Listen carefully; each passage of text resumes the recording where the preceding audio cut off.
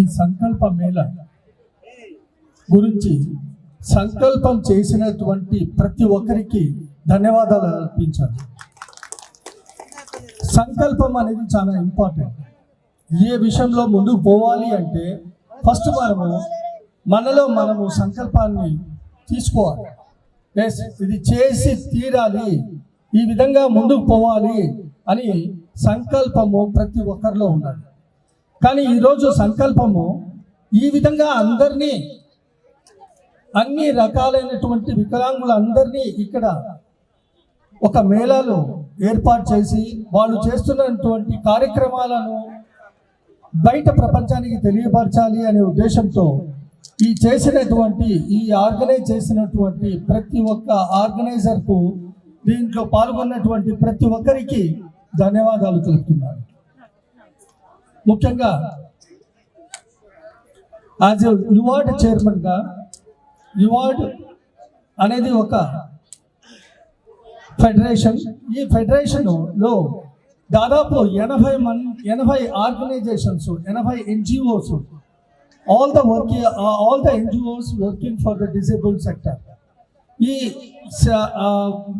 NGOs rural ఏరియాలో ఉన్నటువంటి NGOs అందరినీ కలుపుకొని మన ఒక్కొక్క జిల్లాలో పనిచేస్తున్నటువంటి NGOs కలుపుకొని ఒక ఫెడరేషన్గా తయారు చేసి ఈ యొక్క యువార్డ్ అనే పేరు పైన ఒక 20 ఏళ్ల నుంచి మేము అందరికీ ఒక రకముగా నడిపించాలి అనే సంకల్పంతో మేము కూడా మొదలు పెట్టాము ఈ యువార్డ్ ఆర్గనైజేషన్.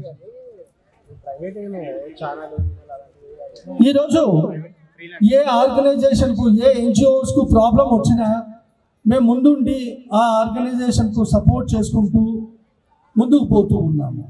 అదే కాకుండా ఈ ఆర్గనైజేషన్స్లో సరి అయినటువంటి పద్ధతిలో వాళ్ళ యొక్క కార్యక్రమాలు ఒక్కొక్కరు ఎట్లా చేస్తారంటే NGOs ఏదో చేయాలి తపనతో ఈ యొక్క వికలాంగులకు విద్యా బుద్ధులు నేర్పించాలి, వాళ్ళకు ఒక రీహాబిలిటేషన్ సెంటర్ పెట్టాలి, ఒక స్కూల్ పెట్టాలి, ఒక క్లినికల్ సర్వీసెస్ అందజేయాలి అనే ఒక ఉద్దేశంతో NGOలు స్టార్ట్ చేసేస్తున్నారు.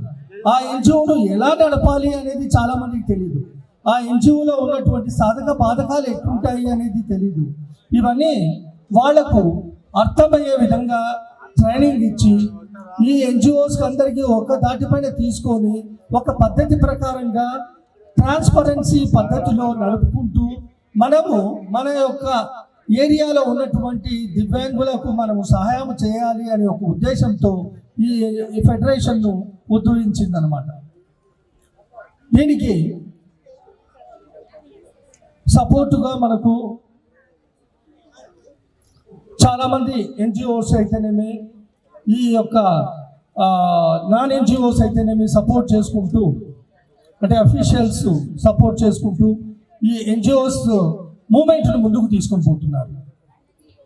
ఈరోజు ఇంతమందికి దాదాపు 20,000 మందికి మన తెలంగాణలో విద్యాబుద్ధులు నేర్పడమే కాకుండా వాళ్లకు రీహాబిలిటేషన్ సర్వీసెస్ అందజేసే విధంగా ఈ 20,000 మంది పిల్లలు 80 ఆర్గనైజేషన్లో చదువుతున్నారు. ఈ ఉన్నటువంటి తెలంగాణలో ఉన్నటువంటి 80 ఆర్గనైజేషన్లో చదువుతున్నారు. దీంట్లో కొన్ని ఆర్గనైజేషన్స్కి గవర్నమెంట్ సహాయం అందుతుంది. దాదాపు 37 నుంచి 40 ఆర్గనైజేషన్స్కి సెంట్రల్ గవర్నమెంట్ సహాయం అందుతుంది. మిగతా వాళ్లకు సహాయం అందదు. వాళ్ళకు కూడా చేయూతనిచ్చి మనం ముందుకు తీసుకొని పోవాలి అని చెప్పేసి దృక్పథంతో మేము నడుస్తున్నాము. అదేవిధంగా కొన్ని డిస్ట్రిక్ట్లలో ఒక్క స్కూల్ కూడా లేదు. ఇప్పుడు ఆదిలాబాద్ ఎక్కడో దూరంగా ఉంది. ఆదిలాబాద్లో ఒకటో రెండో MR పిల్లలకు స్కూల్, హియరింగ్ హ్యాండిక్యాప్ స్కూల్ లేదు.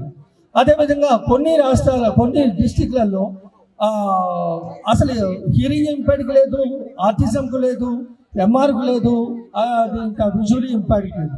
అటువంటి సందర్భంలో మేము ముందుకు వచ్చి ఆ యొక్క డిస్ట్రిక్ట్లో స్కూల్ స్థాపించాలి, అక్కడ ఉన్నటువంటి NGOsకు మోటివేట్ చేసి ఆ స్థానంలోనే మేము వర్క్ చేయాలి. ఎందుకంటే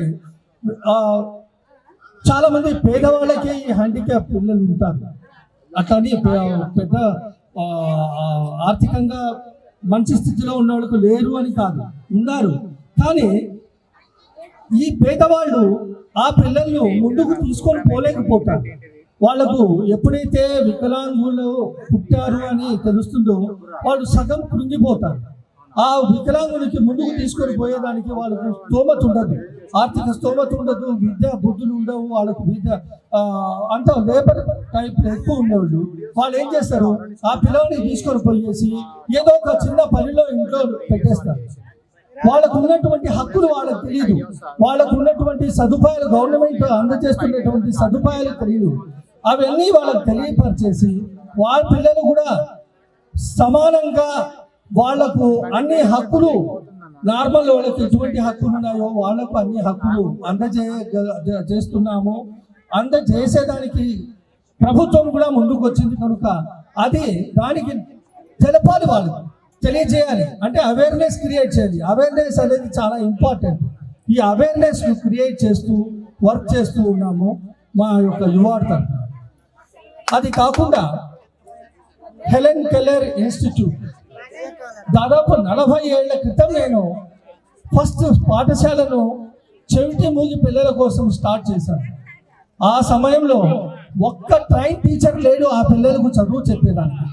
అటువంటి స్థితి నుంచి నేను నా యొక్క జర్నీ మొదలుపెట్టి ఈరోజు దగ్గర 7,000 మంది టీచర్స్ను తయారు చేశాను. ఈ 7,000 మంది టీచర్స్ ఆల్ ఓవర్ ఇండియాలో పనిచేస్తున్నారు.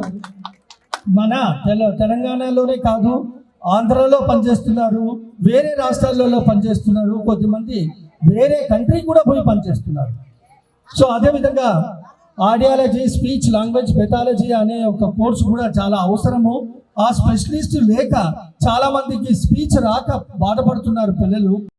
ఛానల్ని సబ్స్క్రైబ్ చేసుకోండి అన్న, పక్కనున్న గంటను నొక్కండి. గంటను నొక్కితే మేము ఎప్పుడు ఏ వీడియో డిజబిలిటీ గురించి పెట్టినా కానీ మీకోసం వెరిఫికేషన్ వస్తూనే ఉంటుందన్న. గంటను నొక్కండి, మా ఛానల్ని సబ్స్క్రైబ్ చేసుకోండి. 2 పనులు చేయండి అన్న. ఇంకోటి లైక్ చేయండి, షేర్ చేయండి, కమెంట్ చేయండి అన్న. మన డిజబిలిటీ ఛానల్ అన్న, ఇది మనమే సపోర్ట్ చేసుకోవాలి. అదే అన్న. Thank you.